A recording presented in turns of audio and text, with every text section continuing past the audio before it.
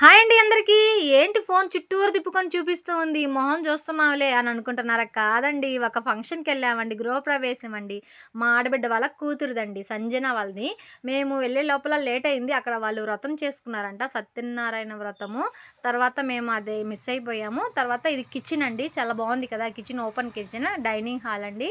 నీట్‌గా మా పాప అయితే అన్నీ ఇప్పుడే ప్లాన్ చేసుకుంటుంది. ఎలా పెట్టుకోవాలి అని. ఇదైతే ఒక బెడ్‌రూమ్ అండి. మా సంజన అలాగే చాలా అందంగా ఉంది కదా ఇల్లు.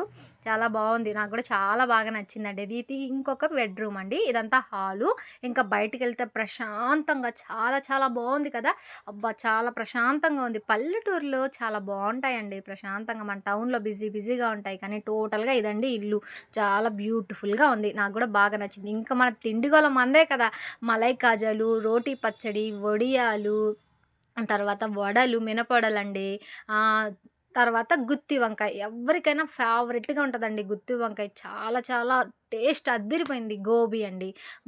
అంటే ఇది లెమన్ రైస్ అండి. అంటే గృహప్రవేశం అప్పుడు నాన్ వెజ్ పెట్టకూడదంట. అందుకని వెజిటబుల్స్‌తోనే అన్నీ పెట్టారు. వెజిటబుల్ రైస్‌లోకి పెరుగు, పెరుగు తర్వాత వైట్ రైస్, దీంట్లోకి సాంబార్. సాంబార్ లాస్ట్‌లో ఎంత తిన్నా సరే ఒక ముద్ద రసంతో తినాల్సిందే కదా మనము. దానికోసమని రసం. పెరిగేసుకున్న వాళ్ళకి మామిడికాయ, ఊరగాయ. ఇంకా మా ఫ్యామిలీ మెంబర్స్ అందరం కూర్చొని అన్న వాళ్ళు, చిన్న వదిన, పెద్ద వదిన, అన్న, మా పాప, ఇతనే మా హస్బెండ్ అండి.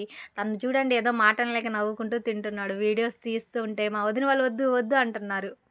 అయినా మనం వదులుతామా? నేనైతే వీడియోస్ అందరిని కవర్ చేసేసానండి. మా బాబు ఇదండి నా ప్లేటు. ముందుగా అన్నీ పెట్టిచ్చేసుకున్నానండి. కలర్‌ఫుల్‌గా ఉంది కదా ప్లేట్. అన్ని పెట్టుకున్నామే కానీ అన్ని తినంలేండి. దాంట్లో నేను సగమే తినేది.